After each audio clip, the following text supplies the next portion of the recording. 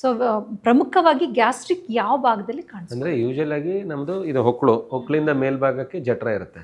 ಇಲ್ಲಿ ಈ ಭಾಗದಲ್ಲಿ ಅನ್ನನಾಳ ಇರುತ್ತೆ. ಈ ಭಾಗದಲ್ಲಿ ಉರಿ ಬಂದರೆ ಅದು ಗ್ಯಾಸ್ಟ್ರಿಕ್ಕು. ಆಮೇಲೆ ಹೊಕ್ಕಳಿಂದ ಮೇಲ್ಭಾಗ ಬಂತು ಅಂದರೆ ಯೂಶಲ್ ಆಗಿ ಅದು ಗ್ಯಾಸ್ಟ್ರಿಕ್ ಅಂತೀವಿ. ಹೊಕ್ಕಳಿಂದ ಕೆಳಭಾಗ ಬಂದರೆ ಯೂಶಲ್ ಆಗಿ ಕರಳಿನ ಕಾಯಿಲೆ ಇರುತ್ತೆ. ಆಮೇಲೆ ಯೂಶಲ್ ಆಗಿ ಇದು ಚೆಸ್ಟ್ ಪೈನ್ಗೂ ಗ್ಯಾಸ್ಟ್ರಿಕ್ಕಿಗೂ ಭಾಳ ಕನ್ಫ್ಯೂಷನ್ ಮಾಡ್ಕೋತಾರೆ.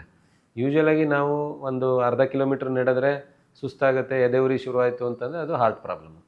ಊಟ ಮಾಡಿದ್ಮೇಲೆ ಈ ಕರಿ ಎಲ್ಲ ಇದನ್ನೆಲ್ಲ ಜಾಸ್ತಿ ತಿಂದಾಗ ಉರಿ ಬಂತು ಅಂತಂದ್ರೆ ಯೂಶಲಿ ಗ್ಯಾಸ್ಟ್ರಿಕ್ ಪ್ರಾಬ್ಲಮ್. ಸಿಂಪಲ್ ಏನಂದರೆ ನೀವು ಎಕ್ಸರ್ಸೈಸ್ ಮಾಡಿದಾಗ ಗ್ಯಾಸ್ಟ್ರಿಕ್ ಆಯಿತು, ಅಥವಾ ನಡೆದಾಗ ಗ್ಯಾಸ್ಟ್ರಿಕ್ ಆಯಿತು, ಅಥವಾ ನೀವು ತುಂಬ ವಾಕ್ ಮಾಡಿದಾಗ ಗ್ಯಾಸ್ಟ್ರಿಕ್ ಆಯಿತು ಅಂತಂದರೆ ಅದು ಹಾರ್ಟ್. ಸಿಂಪಲ್ ಡಿಫ್ರೆನ್ಸ್ ಅದು. ಏನಪ್ಪ ಅಂದರೆ ನಾವು ಆರಾಮಾಗಿ ಮಲ್ಕೊಂಡಿದ್ದಾಗಲೂ ಎದೆ ಉರಿ ಬರ್ತಾ ಇದೆ ಅಂದರೆ ಲೆಸ್ ಲೈಕ್ಲಿ, ಬಟ್ ಇರ್ಬೋದು.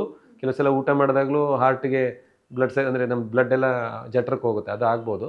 ಬಟ್ ಯೂಶಲಿ ನಾವು ಸಿಂಪಲ್ ವೇ ಅಂದರೆ ನಾನು ಈಗ ಅರ್ಧ ಕಿಲೋಮೀಟ್ರ್ ನಡೆದಾಗ ಎದೆ ಉರಿ ಶುರು ಆಯಿತು ಅಂತಂದರೆ ಗ್ಯಾಸ್ಟ್ರಿಕ್ಕು, ಅಥವಾ ಜಿಮ್ ಮಾಡೋಕ್ಕೆ ಶುರು ಮಾಡಿದ ತಕ್ಷಣ ಎದೆ ಉರಿ ಶುರು ಆಯಿತು ಅಂದರೆ ಗ್ಯಾಸ್ಟ್ರಿಕ್ ಅಲ್ಲ, ಅದು ಹಾರ್ಟು. ವಾಕ್ ಮಾಡಿದಾಗ ಆದರೆ ಅದು ಹಾರ್ಟಿನ ಸಮಸ್ಯೆ ಇರ್ಬೋದು. ಅದು ಓಕೆ. ಎಸ್ಪೆಷಲಿ ಇನ್ನೊಂದು ಮರೆತೆ, ಶುಗರ್ ಇದ್ದವ್ರಿಗೆ ಎದೆ ಉರಿ ಶುರು ಆದರೆ, ಎಸ್ಪೆಷಲಿ ಶುಗರ್ ಬಿ ಪಿ ಇದ್ದವ್ರಿಗೆ ಒಂದು 1/4 ಕಿಲೋಮೀಟ್ರ್ ಮೊದಲು 1 ಕಿಲೋಮೀಟ್ರ್ ನಡೀತಾ ಇದ್ದರೂ ಏನೂ ಆಗ್ತಾ ಇರಲ್ಲ. ಅರ್ಧ ಕಿಲೋಮೀಟ್ರ್ ನಡೆದ ತಕ್ಷಣ ಎದೆ ಉರಿ ಶುರು ಆಯಿತು, ಆಮೇಲೆ ಸ್ವಲ್ಪ ಬೆವರು ಬರುತ್ತೆ, ಈ ಥರ ಏನಾದ್ರು ಶುರು ಆಯಿತು ಅಂದರೆ ಅದು ಹಾರ್ಟ್ ಲಕ್ಷಣ, ಗ್ಯಾಸ್ಟ್ರಿಕ್ ಅಲ್ಲ ಅದು.